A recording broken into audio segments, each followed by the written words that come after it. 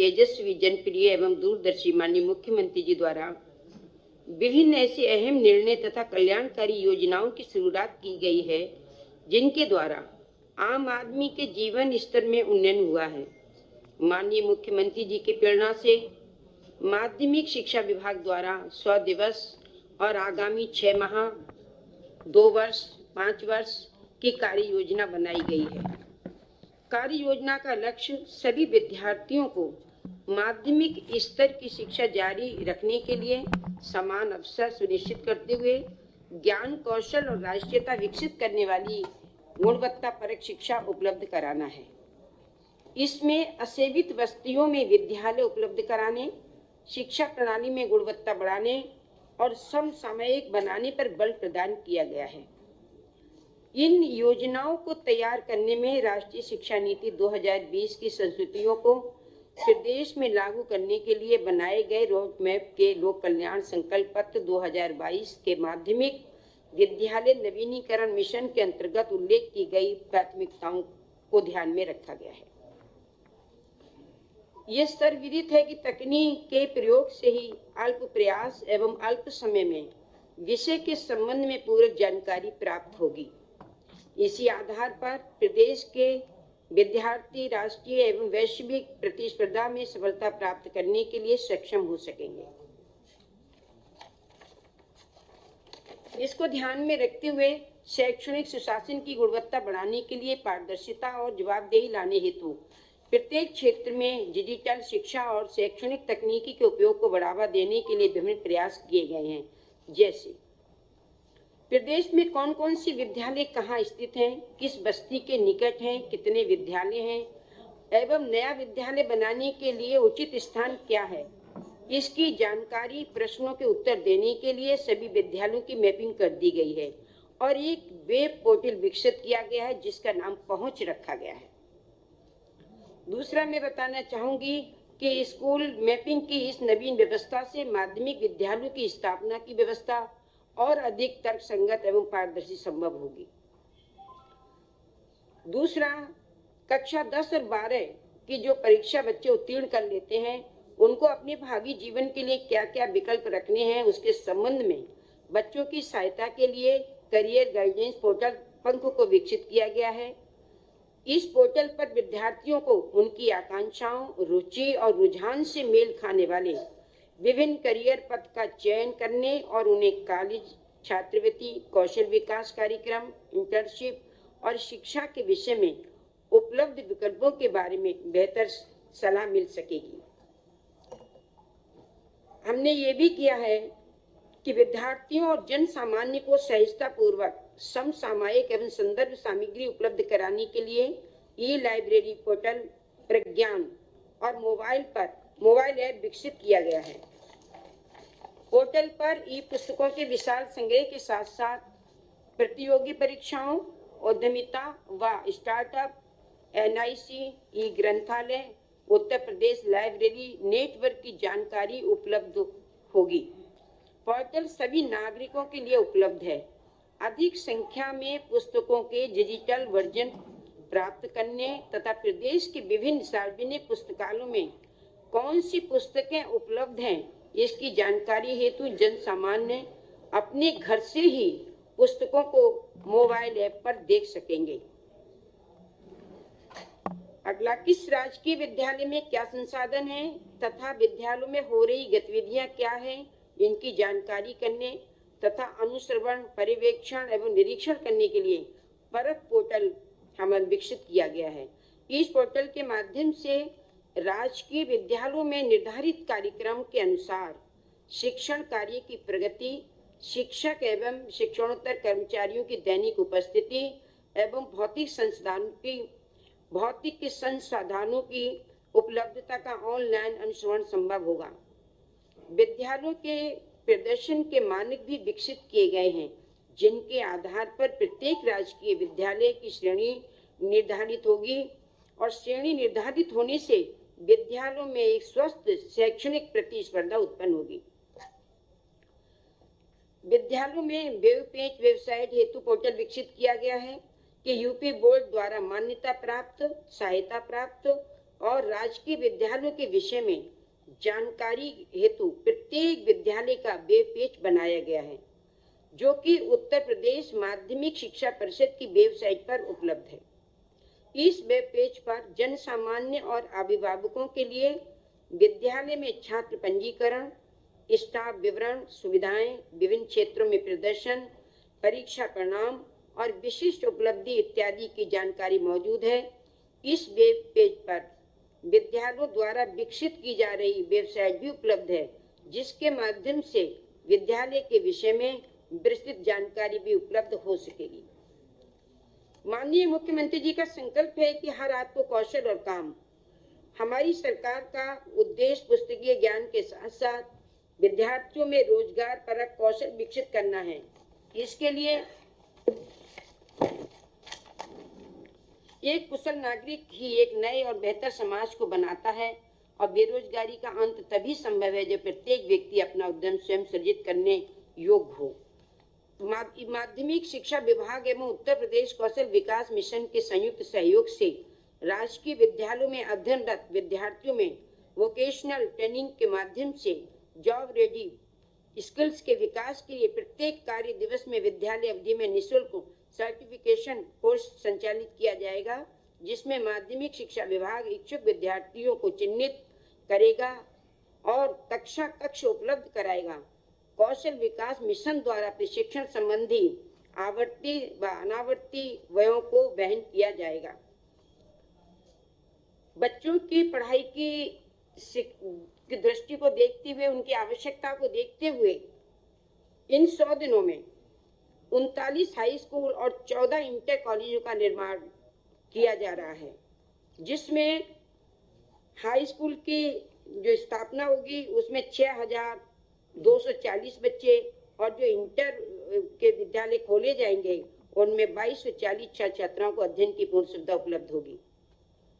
Project अलंकार के अंतर्गत ये व्यवस्था की गई है कि पारदर्शिता एवं गुणवत्तापूर्ण तरीके से राजकीय विद्यालयों के जो जर्जर भवन है उनका पुनर्निर्माण, विस्तार, विद्युतीकरण एवं आवश्यक अवस्थापना सेवाओं का विस्तार किया जाएगा।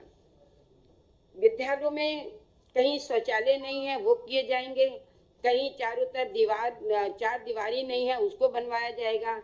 उनके विकास से संबंधित, उनकी सुविधाओं से संबंधित जितनी भी चीजें हैं वो सब इस अलंकार प्रोजेक्ट के अंतर्गत रखी गई हैं।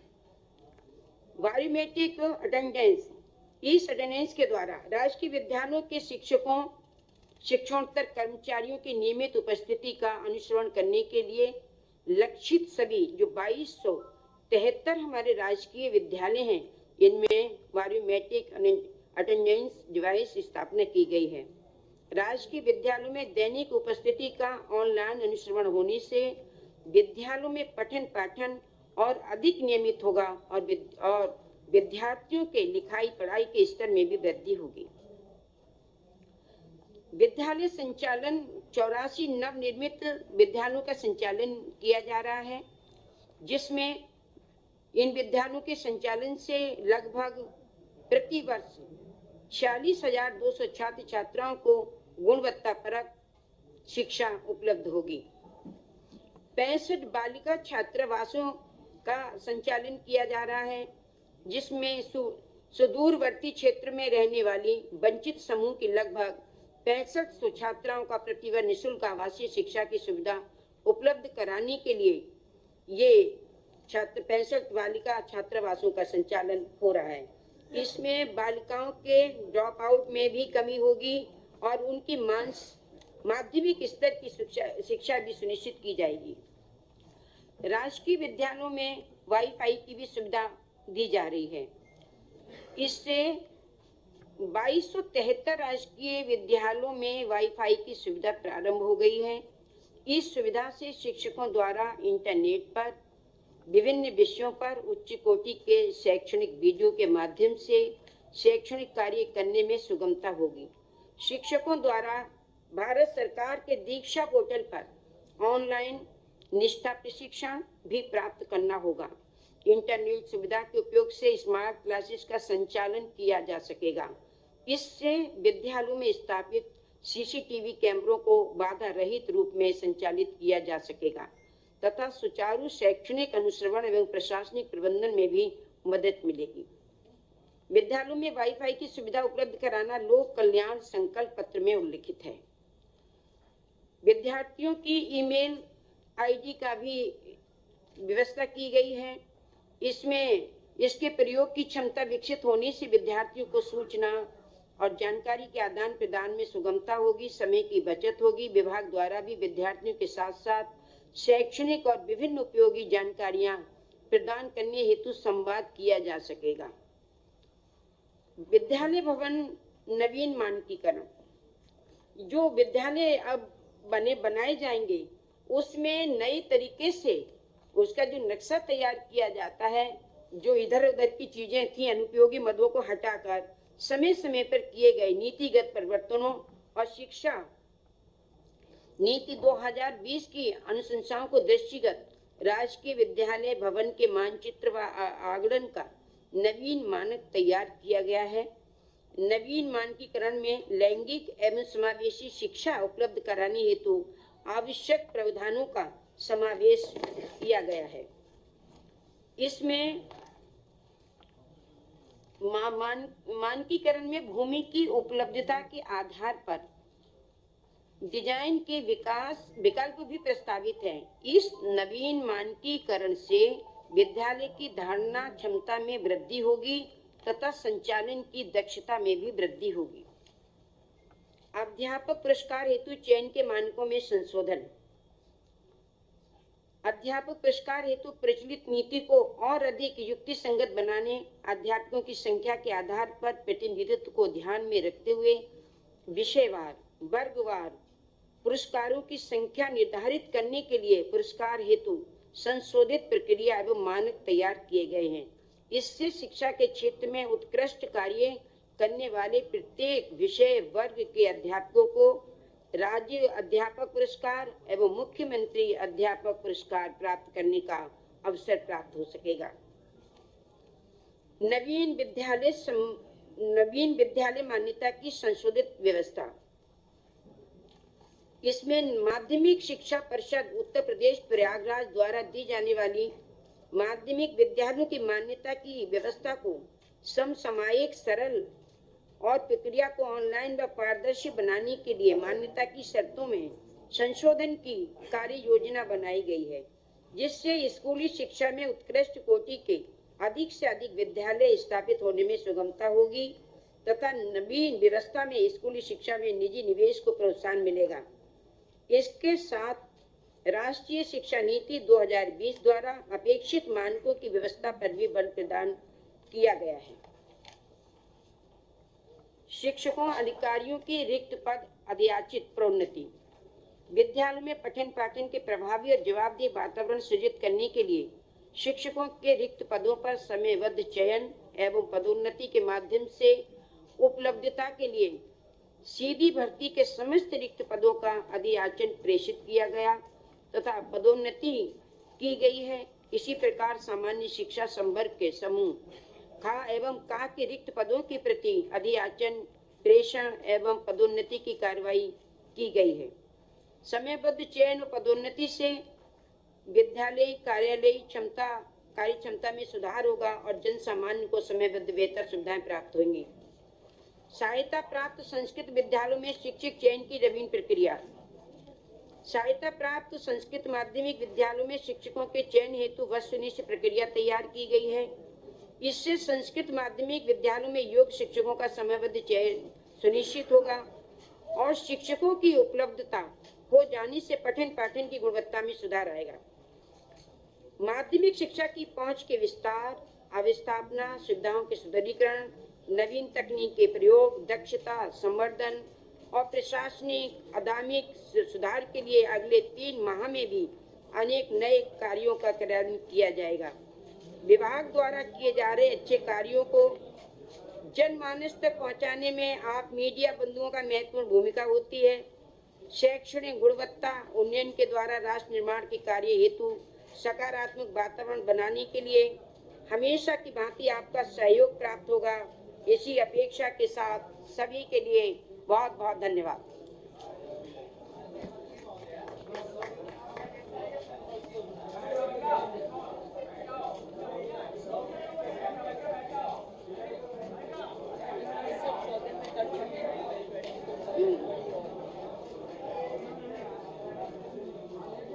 रहने दो।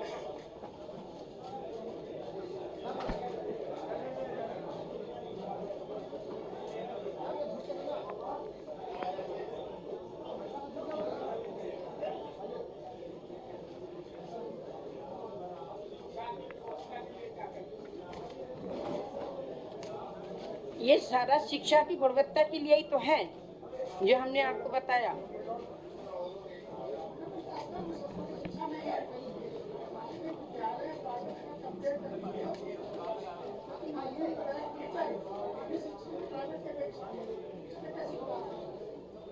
आपकी आवाज समझ में नहीं आ रही है।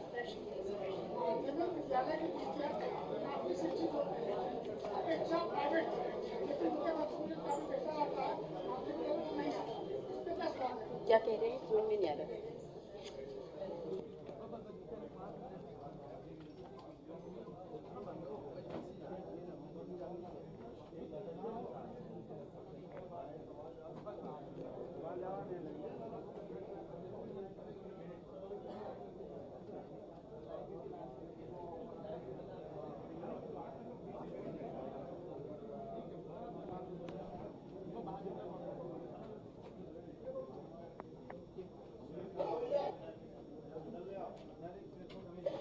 नहीं, आपने अभी जो प्रश्न किया प्राइवेट शिक्षकों के रिजल्ट के बारे में आप पूछ रहे हैं,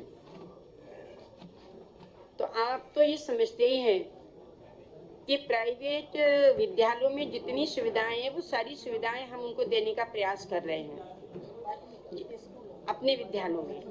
जैसे उनके प्राइवेट में सारी सुविधाएं हैं वैसे माध्यमिक स्कूल में भी ये सारी सुविधाएं देने के लिए कर रहे हैं। इसीलिए हम हमारा प्रयास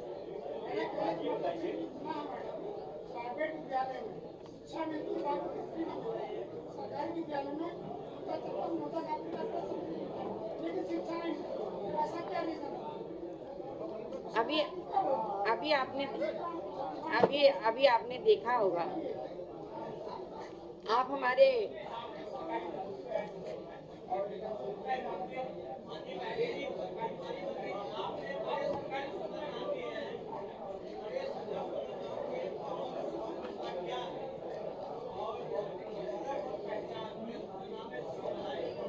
धन्यवाद।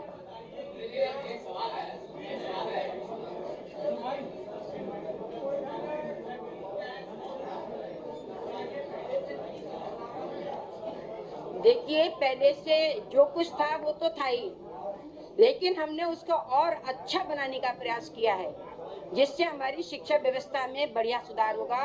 और इसका परिणाम, अभी एक मिनट, इसका परिणाम आपने देखा कि कोरोना काल के चलते हुए भी हमारे शिक्षा विभाग ने इतनी मेहनत की और आप सब लोगों का सहयोग रहा जिससे हमारा 88% से ऊपर रिजल्ट रहा।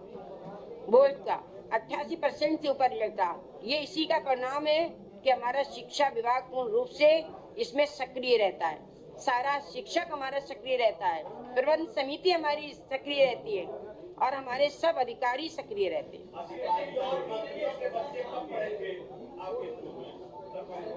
वो तो सारे पढ़ रहे हैं, उसमें क्या है? नहीं, वो तो अपनी मन की बात है, आप पढ़ाइए मैं पढ़ाऊं, उसमें क्या है? इसमें कोई प्रतिबंध, ये प्रजातंत्र है, प्रजातंत्र में कोई प्रतिबंध नहीं है, कहीं पढ़ाइए। ये प्रजातंत्र है, किसी के ऊपर कोई प्रतिबंध नहीं लगा सकता। जिसकी जहाँ इच्छा हो वहाँ वो अपने बच्चों को पढ़ाता है। हम पढ़े सरकारी स्कूल में, और ये सरकारी स्कूल की देन है कि हम यहाँ बैठे हैं। नहीं, हम पढ़े हैं।